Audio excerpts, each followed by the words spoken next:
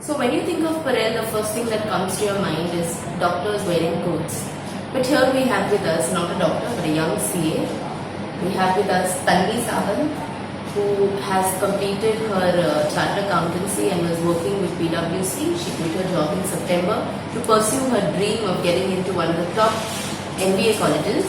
She will be joining IIM Bangalore this year. Welcome, Tanvi. Thank you, ma'am. Thank you for the lovely introduction. So how was this entire journey that you spent? When you reflect back and when you started, did you ever think all these things?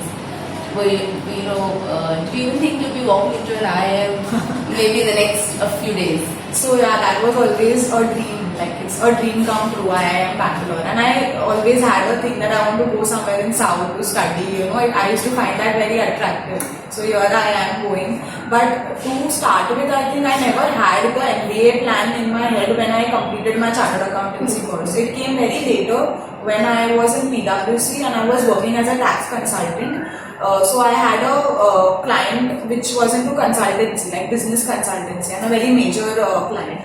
So when I saw them, advising from a business point of view, I thought, okay, why only tax? I can, just widen my horizons to all, like from a business perspective. But for a CA to do that, it's a bit difficult, as only on the basis of that. So I thought, okay, MBA not only will help me with that, but also overall, grooming, personality development, which somewhere CAs lack as compared to MBAs. That's what we are perceived as. So I thought I should just bridge that gap and I should complete, do 2 years of that course for that experience more than the degree. So I went for it.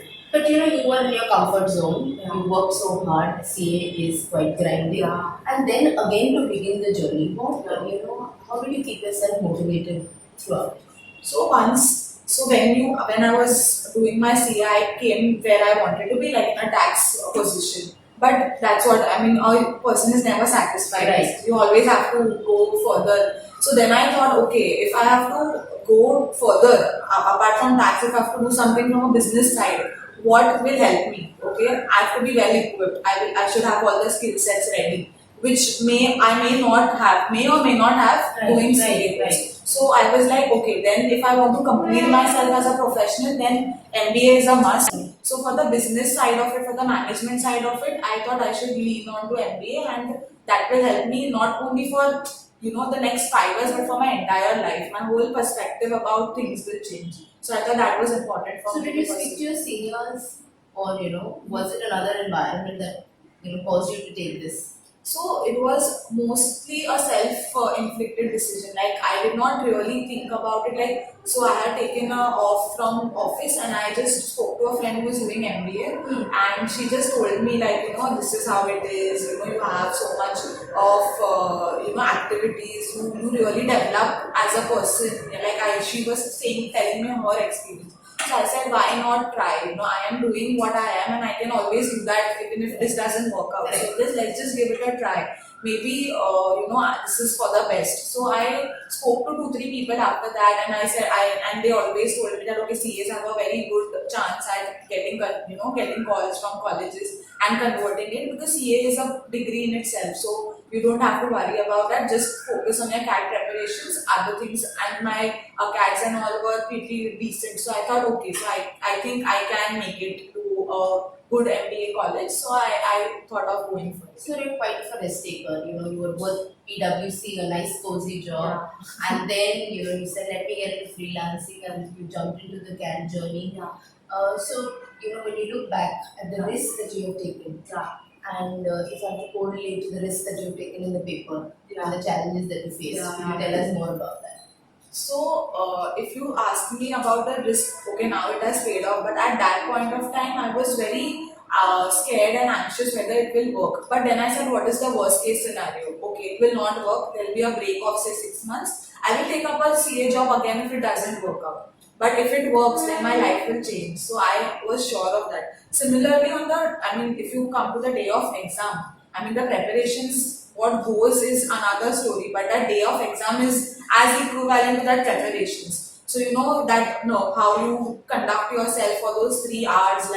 So I have so many friends who are much better than me in terms of preparation, concepts, But because of those 3 hours, that they could not survive that pressure, it did not turn out that well.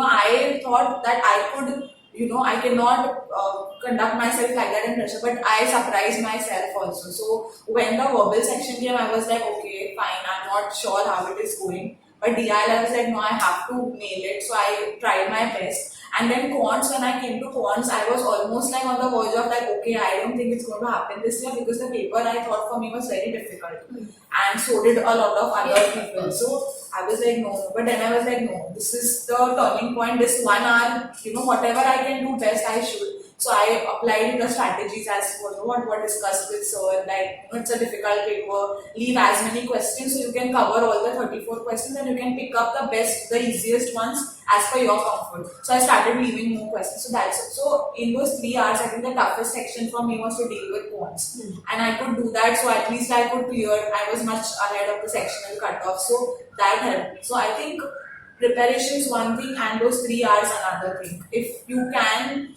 and it really tells about how you are as a person, So I am always, whenever I did my CA, I was like, I should not give up at any point. And that the same thing happened with me in CAT. I did not give up. I was like, okay, this is the last section, let me just go for it. For 1 or 2 minutes, I was completely blank. I was like, no, I don't think I'll be able to do this. I'm not getting anything. But I'm like, okay, this is how it is going to be. You should manage yourself and just go for it. So then I was like, okay, let's just do it. And then the results were pretty positive. So I'm happy. Interacting with you, I've also observed that not only are you dedicated, so all the CAs are dedicated, but what makes you stand apart is you're very ambitious, and this never say die attitude which is there, which I think helped you also to get into IIM Bangalore. Yeah. So let's look at the challenges that you faced where Quant was concerned, and what would you tell students who are especially from the commerce background, from the arts background, who face difficulties with respect to Quant? So, first thing is that, concepts, you're supposed to rush through all the concepts. You can't start without knowing the concepts, the formulae, whatever the basics. But the second thing is that you cannot, so suppose I'm doing percentage, so I have like 20 questions on percentage, and I know that it is from this chapter, these are the, concepts which I have to apply. That helps, for the starters. But after a point, you're supposed to have a mixed, there is algebra, there is geometry, there is numbers, there's profit and loss, everything under one paper, and how you're able to apply, so Quants is not only about how well you know a chapter, it's about how well in a paper you're able to pick up those sums which are your strength. Right. So in a paper there will like the first question will be terrible, like you will not know anything about it. So, but then if you freak out in that question, then you will not even reach the other questions. So it depends on how well you know your strengths, how well you know that, in this paper, these are the easiest questions. That will only happen when we are able to go through all the 34 questions. So I had this problem initially, and sir really pointed out that very well, that whichever chapters I was comfortable with, I had my strengths like profit and loss, percentage, all the number-centric chapters. I used to waste a lot of time. Like, there were difficult sums in some exams from those, and there were easy sums. But on the difficult sums, I used to put time 8 minutes, 10 minutes, maybe because of that ego that, this is my favorite chapter, I have to crack. But then sir later told me that you are wasting 10 minutes and in geometry there were easier questions. Right. Which you could have attempted easily. You could have attempted 3-4 questions in those 10 minutes. So I used to miss on those small things. So I think Quants for me was about knowing my strengths and picking those easy questions. What about logs, geometry? That was my fear. Yeah, that was my inherent fear since I started CAT. I'm like, Quants, I'll do the concepts, but I don't know how well I'm going to be able to apply it. So chapters which I was very scared of, like geometry or log. So I made sure that I know the basics, right? So if there is an easy question from it, I can very well attempt. But if it's a difficult question, it's better to leave it, because I don't consider it as my strength, and that mental block is very difficult to remove. So some students have that inherent fear कि हमें को trigonometry नहीं आएगा, तो वो I'll not attempt to do. But sometimes it's so easy that in like 10 seconds you can. So that mental block should not be there generally, which I had tried to work on it because of sir. Like he used to tell you should go through each and every question. You can't be like, this is my favorite, this is my favorite. Right. So you need to work on that and remove that mental block about chapters, because Quants paper is only structured in a way that there'll be difficult sums which will freak you out from some chapters and easy sums as well. There'll be not, it will never be a case where all the difficult sums are there. I mean, that will be the worst paper of Quants. But every attempt, if you see, there'll be easy, difficult, like half. So you should be smart enough to strategize in a way where you can pick up those easy ones. So that's how. What about your verbal preparation? Did you like reading? No. So what happened with verbal is I was a bit overconfident. Like, I was in a convent school and all. So I thought, yeah, if I can talk well, then what is there? Yeah, it's just the RC and 4 questions. It's manageable. So, but when I gave my first mock, I'm like, no, this is not the score that I should get, like it was very low. And I was not at all an avid reader. So, CAs normally don't tend to. You don't get time. Yeah, and we are more into technical reading, that too on the job. Like nothing out of that. So, I was very scared after that, okay. So, initially I was focusing more on grammar, Renan Martin, word power made easy. I thought I should do my basics right. But later when I joined your class, I realized that all these things take a backseat when you have the paper in your hand. Your comprehending skills are what will take you, because RC, like 24 questions, the major part, so you should know what you are comprehending, what is the tone of the author, how you summarize the question, and initially I will feel all 4 options are the same. I mean, that's the problem with everybody. So as time passes, you will realize, okay, no, this is completely wrong, this is somewhere close, but this is more closer to it. So, that's how you tackle the thing. So verbal, the only thing I would suggest anybody to do is just read, like dedicate. What did you read, Tanvi? What do you read? Yeah, so I think as you suggested, I was not very comfortable with novel reading. So I used to start a novel and then stop it because I was not so comfortable. So I took up articles like social. So I used to like reading about human nature, psychology. So Aeon and all those articles that were there, I started reading them. So I used to take around half an hour because they were huge. And then I used to, at the end of the article, I used to think to myself, okay, what were the learning points? Okay, what was the author trying to say? Hindu editorial, like social issues, political issues. I started reading and I developed an interest. So every day I used So to. did that help you, or is it just reading, or is it reading relevant articles?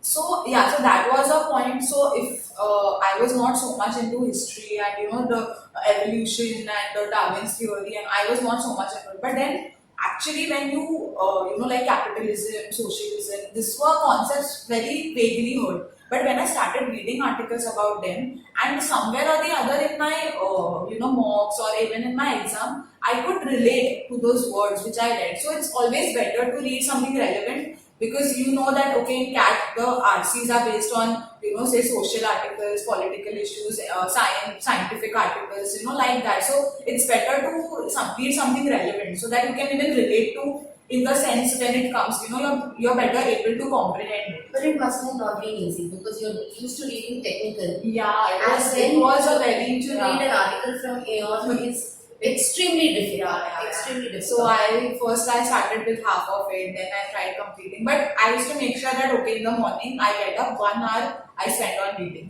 Whatever it is, half an hour maybe Hindu, half an hour maybe Aeon, but read. Because I could see the improvement in my performance, like from a score which was so low, and I could see okay, it's increasing by 10, 10, 10. And when you see a RC, you're so much more comfortable with it when you have read so much. So I think for verbal, that was my way to handle it. Okay, I have to, and I was focusing more on RCs than para jumbles. So RC was there, I will first complete all RCs and then para jumbles. So I did not put too much attention on para jumbles. Just basic practice, what you made us do was enough for me. What about LRDI? Most CAs are comfortable with numbers, so DI is not a problem. But So- CAT has changed. They are giving you an LRDI set. So I had. So even in DILR, I had my preferences. So I had a liking towards logical reasoning, because I thought okay, arrangements and versus graph, I used to find them a bit dry. So but then even that sir corrected that listen, you can't have preferences in DILR. No, you should see which set is easy, and you should spend that time on reading, because an LR set can be very bad, which you cannot even crack, and a DI will be just numbers and just reading and solving. So again, that myth I had to go away. Okay, I had to go away with okay, I have to be you have to be fair to both the. So how did you prepare? I mean, did you solve sets every day, or did you solve? Yeah, so for DILR, I made sure that I solve at least 2-3 sets. So since September, since I joined here, I used to make sure that at least 3-4 sets in a day I'm solving for DILR, or whatever source, some other class, some here, from here. I used to make sure that I solve, because I think what even Sir rightly said, that DILR most important is the familiarity. Like there'll be 100 types of sets, but how familiar you are. Maybe a arrangement, maybe a circular combination, maybe a graph, a pie chart. You are supposed to know the type. Okay, so that will only come when you keep on practicing. There is no theory. For DILR and for verbal, you cannot have any theory, like how you have for quants. So the only thing that matters here is how much you practice. So I used to give section drills for DILR, okay, because for me it was more so like, okay, I can crack it normally, but when the timer is ticking, tick, tick, tick, tick, whether I'm able to perform as well. So then that used to be I used to find it difficult to actually get the right set. Like this is the way I have to start, like because I have to end up solving test sets because I did not pick up the right ones. Okay. And So after how the did that paper, change? so and then Sir said that giving a mock is one thing and analyzing is 100 times more important than giving a mock. I mean, if you give a mock and you don't analyze it, it's as good as zero. I mean, no practice done. So I made sure that I analyze, and when I analyze and when I solve the other sets, I'm like, okay, I could solve this in 15 minutes. Why I did not pick up in the exam? Then I started, back calculating. Okay, so I should have taken this instead of this. I'm more comfortable with this instead. So then, what Sir said that you are supposed to go through all the 8 sets as far as possible. Which I used to not, because the moment I used to see some set, I used to get excited and like, okay, now I'm solving this, and then I used to miss on easier sets. So that happened, and that changed over the period of the mocks that I gave, and then I became more patient about reading, at least spending 1.5 minutes on reading each set. And this Sir told us during every DILR session at another, read all the sets, give 2 minutes if possible. That will not make a difference. But you taking a wrong set will screw up your entire DILR. So that's how I prepared for So DILR. also say now, if you look back as a CA, you're so used to pre-analysis. Before you put everything, you take all your data, you look at your data. Whereas when you look at CAT preparation, it is a lot of post-analysis. It's like a post-mortem that the doctor does to see what went wrong.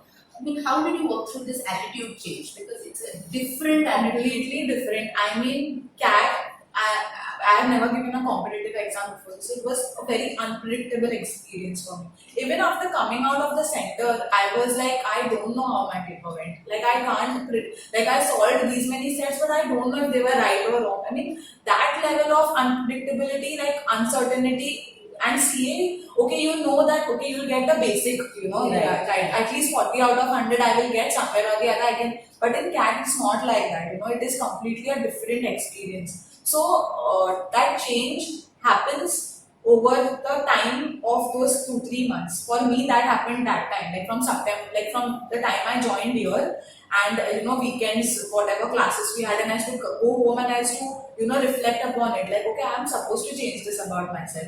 Okay, Quants is not only about concepts. Okay, reading the formula is not going to help me like how it did in CA.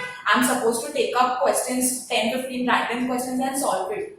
That is only going to help, because I could see that my performance in mock was pretty much stagnant for some period of time. So then when I started utilizing all this, and then, okay, before my exams, I was, you can't say I was, confident, but I was at least somewhere near to satisfied. Okay, I have put efforts, now I'll see how it happens, and those 3 hours will decide. But at least I was confident, satisfied with my efforts because of all the tips that I got from Quoin specifically, that okay, this is the way you're supposed to go for it. What about preparation? Did you prepare in a group?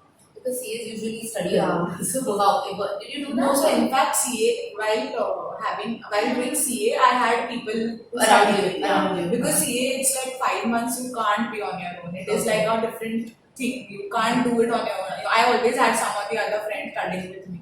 But for CAT, I realized that it's more to do with, you need, I mean, you can coordinate with a friend that, okay, I'm giving mock, I'm giving this, I'm doing this today. But that I always did. I had 3 CAs with me who were preparing. So I had them always supporting, okay, what went wrong in this mock. So we used to discuss it.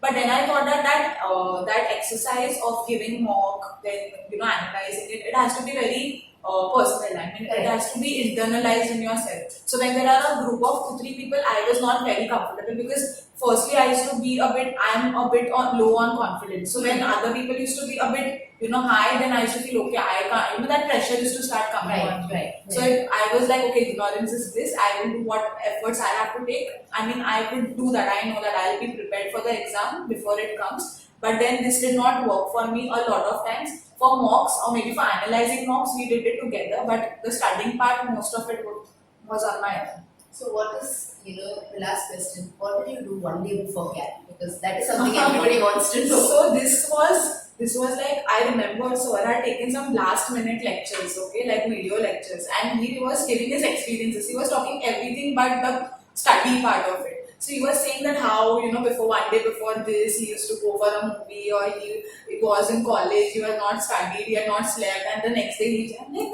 okay, have I ever done that? Because I am like, till the time I entered the examination hall, I always had a book before that. But this time I was like, no, let's just try. I think this is how CAT is. It's not about mugging up. You need to be fresh. So I called a friend one day before, said, let's go for a movie. Like in 15 minutes, we made a plan. I went for a movie, and I remember which movie you saw. Yeah, I saw Podar. Okay. I mean, it was no horrible.